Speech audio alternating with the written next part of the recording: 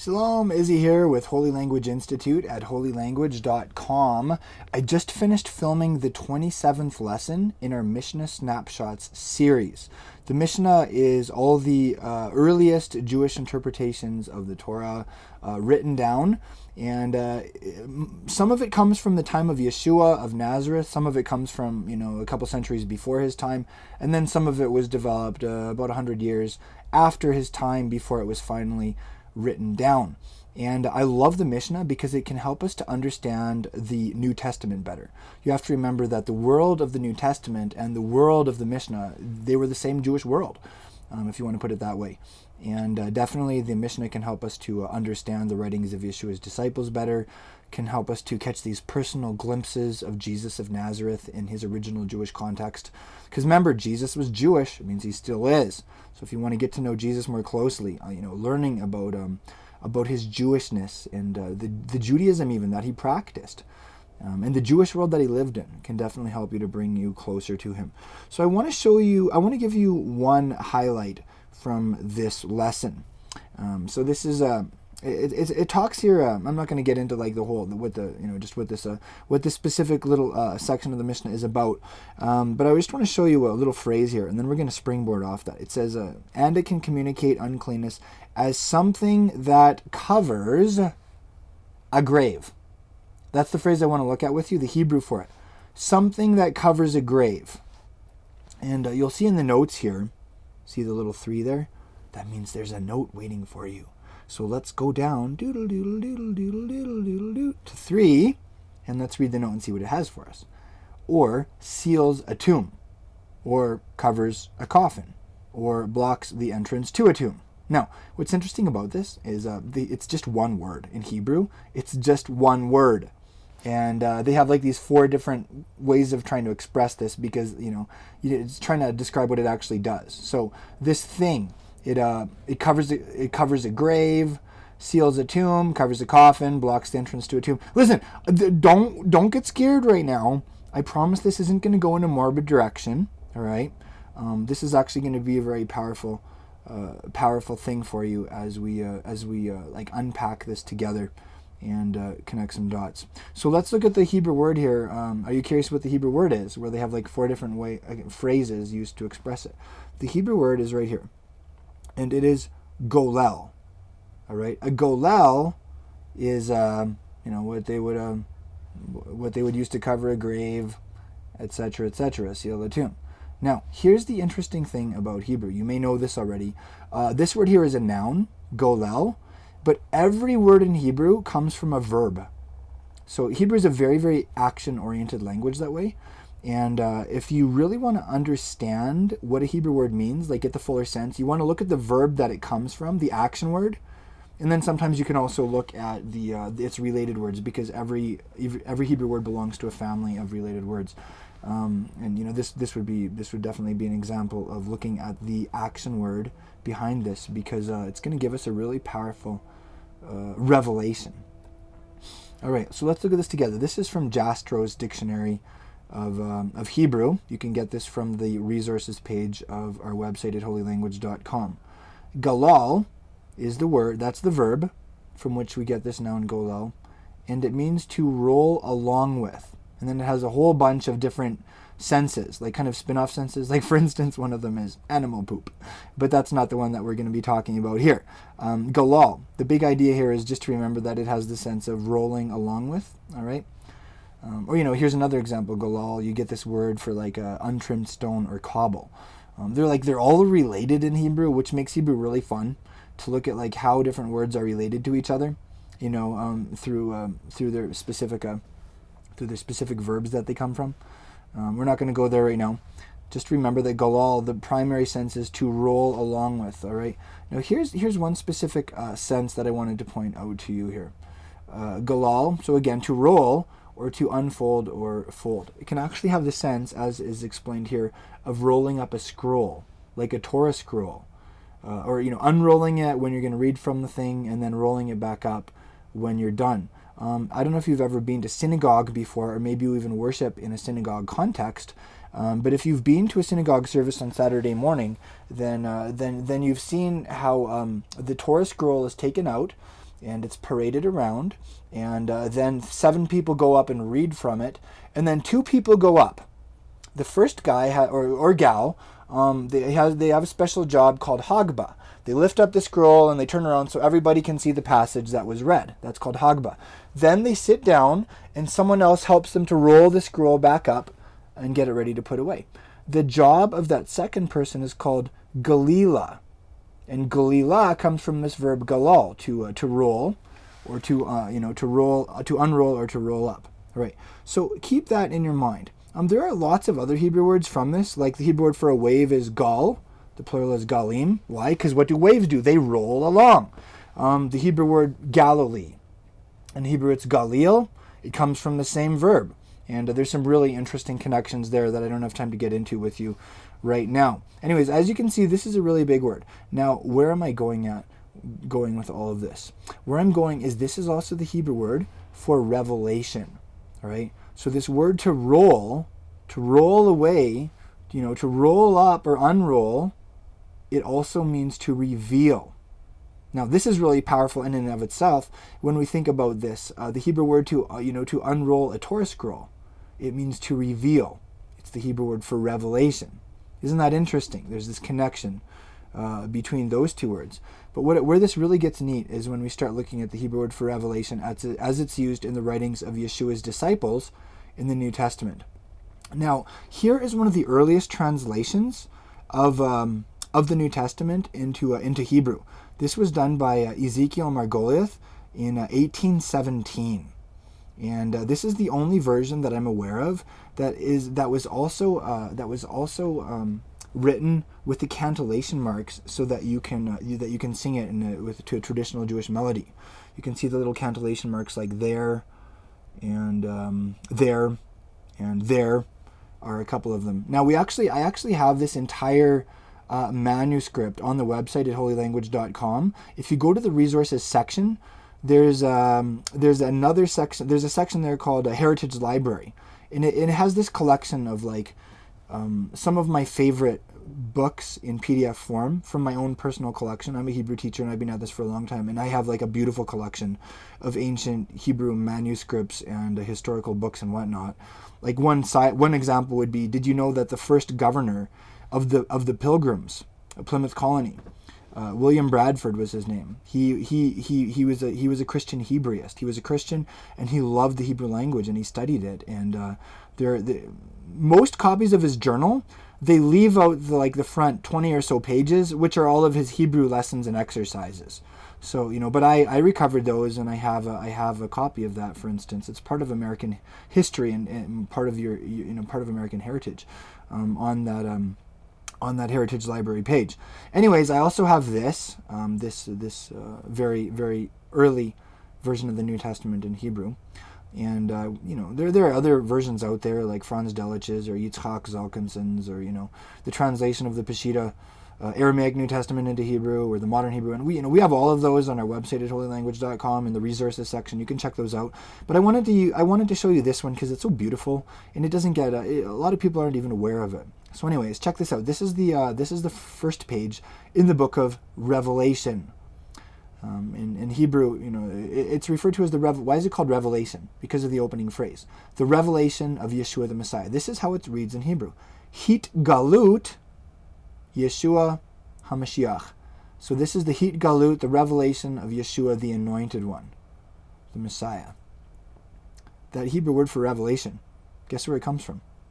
It comes from this verb galal, to roll away. Now remember, this is also the verb from which we get this word golel, which is something that was used to block the entrance to a tomb, cover a grave. Let's say maybe a stone. If a golel is something that's rolled, it's probably like a big round stone. Don't you think? Isn't that neat? Like when you begin to place the New Testament in that original Jewish context, things begin to snap, crackle, and pop. Now, this is really neat. This is a theme that runs throughout Scripture, not just in the story of Yeshua, but check this out. In the love story of Yaakov and Rachel, Jacob and Rachel. That was so bad. Anyways, in this love story of Jacob and Rachel, we have this point where Jacob makes this long trek all the way to where Rachel lives. There are all these names on here, blah blah blah. Where Rachel lives, and this is their first encounter. It's specifically, I want to show you just to highlight some phrases to you because they're revealed to each other. And look what happens in conjunction with these two being revealed to each other. When Jacob saw Rachel, Jacob went up and what? Rolled the stone from the mouth of the well. Jacob told Rachel that he was a relative of her father and that he was Rebekah's son. So can you see that? Rachel is revealed to Jacob, Jacob is revealed to Rachel, and right in the middle of all that, there is a stone being rolled away. And remember this. What's the Hebrew word for a stone being rolled? Let's look at this in the original Hebrew text of the Torah. Vayagel, there it is, and he golalled, and he rolled away at, indicating what was rolled away, ha'even, the stone. Now that's very powerful. I believe that this is actually like this faint echo of the story of Yeshua. Two people who are destined to be lovers, as they meet and as they're revealed to each other, a stone is rolled away. Isn't that powerful? Now I want to show you one more thing here. It says Vayagal, so and he golalled, and he rolled away at. This word isn't translated into your English Bibles because it's a Hebrew word that has a grammatical function that we don't have in the English language. So it's kind of like this silent word. And it's spelled Aleph and Tav. It's spelled with the first and last letters of the Hebrew alphabet. The Greek equivalent of this would be Alpha and Omega. So when Yeshua says, I'm the Alpha and the Omega, the Hebrew equivalent of that is, I'm the Aleph and the Tav. And here's this word spelled Aleph and Tav. So isn't that interesting? A word representing Messiah is right in the middle of this phrase for the stone being rolled away in this story about these two soulmates, shall we speak, who are seeing each other for who they are for the first time. Now, what's really interesting too is if that wasn't like a big enough boom, here's another boom. The Hebrew word for stone, even, is a contraction of the Hebrew words for father and son. The Hebrew word for father is av. It's spelled aleph, bet, or in this case, it's pronounced vet. All right, that's av. The Hebrew word for son is ben. It's spelled bet nun. So can you see that the Hebrew word for stone is a contraction of av and ben, father and son. What did Yeshua the Son say? I and the Father are echad. We are one. And so there's something about the stone, and there's something about the Hebrew word for stone that is a picture of God being echad, God being one, and this unity of the Mashiach, the Messiah, with the one who sent him. All right, so that's the first thing I wanted to show you as we talk about this Hebrew verb galal, and then this Hebrew word for a stone that would cover a grave. Now, let's look at two more instances of this theme in the writings of Yeshua's disciples. And I'm sure your mind already went there, but let's look at it together. So, at the conclusion of the Besorah, the Gospel of as it was written by Mark, there's some ladies who come to anoint the body of Yeshua in accordance with Jewish burial customs. It says they came to the tomb when the sun had risen. They were saying to one another, like this is the first question in their minds. They're like, how are we going to pull this off? Who will roll away the stone for us? Isn't that interesting? It's like this theme that comes up in conjunction with Yeshua being executed, and then it being discovered that Yeshua he didn't stay dead. Looking up, they saw that the stone had been what? Had been rolled away. So remember, this Hebrew word for being rolled away is the Hebrew word for revelation. So there's the theme of revelation is very strong here. And then what happens? It's revealed that Yeshua isn't dead anymore. It's revealed that he is alive. What does Scripture say? Well, Scripture says that, for one thing, it says God demonstrated his love for us, and that while we were still sinners, Messiah died for us. So God revealed himself and his love for us through Messiah's death. It also, that's in Romans, what is that chapter? It's in Romans. Also in Romans, it says that Yeshua was publicly declared. It was demonstrated that he was the Son of God through his resurrection from the dead. So Yeshua was revealed as the Son of God. He was seen for who he was when the stone was rolled away. And again, remember, the Hebrew word for revelation and the word for a stone being rolled away is galal. It's the same word. And then here's the translation of Mark into a Hebrew by Franz Delitzsch, a Christian Hebraist from the 1800s. And I'll just show you here real quick. So here's the question, me, so that's asking who, Yagel, so who will galal, who will roll away, lanu, for us, at, indicating what will be rolled away, remember, Aleph and Tav, Messiah, Alpha and Omega, ha'evan, the stone, and again, evan is a contraction of the Hebrew words for father and son, av and ben, and he goes on to say, vahine, look, behold, niglala, so it had been galald, ha'avan, the stone. Right, I want to show you one more instance of this theme in Scripture in the Besorah of Yochanan, in the Gospel of John. There's Elazar, or Lazarus, who's been dead for 4 days, so he's very dead. Yeshua shows up. What does he say? Remove the stone. He gets some pushback. What does he say in response? Didn't I say to you that if you believe, you will see what? The glory of God. What's the glory of God? That is who God is. That is God revealed. When you see his glory, it means like you're seeing him for who he is because he's glorious. So they what? They remove the stone. So there again, there's that same theme. Yeshua, there's a dead guy and he's been dead for 4 days and he's already in a state of decomposition. Yeshua brings him back to life and the stone is rolled away. And Yeshua is seen for who he is. And if you read that whole story in John chapter 11 and Yochanan, definitely, this was like a big aha moment for the crowds. Like this is when the lights came on for tons of people. That Yeshua, like, who is this guy? And they began to see him for who he is. So, anyways, that was my takeaway for you from our Mishnah Snapshots lesson. Hopefully, this thrills your heart. Hopefully, it brings you closer to Yeshua of Nazareth. Hopefully it strengthens your faith in God. Hopefully it also gives you a renewed appreciation for the Jewish context of the Bible, the Jewish context of the New Testament. Hopefully this just helps you to feel a little bit closer to Yeshua as you get to know him in that original Jewish world in which he lived. Hopefully that just brings, the writings of his disciples to life for you a little bit more as we set them in context through this insight that we get from the Mishnah and from the Hebrew language of the Mishnah. So, this was like one takeaway from the lesson. We talked about a bunch of other things. We talked about this, Yeshua talked about it'll be measured to you as you measure. It's really interesting how that concept comes up in ancient Jewish law. We looked at an interesting instance of, someone having an evil spirit in Jewish literature. Helps us to maybe understand some stuff in the Gospels better. We looked at this Hebrew word for meditation, and it also means cistern, like an ancient place where water would be collected and stored. We talked about the correlation between, Bible study and meditating on the Torah, and how a cistern is a metaphor for that. Talked about a bunch of things. I would love to have you join me at holylanguage.com.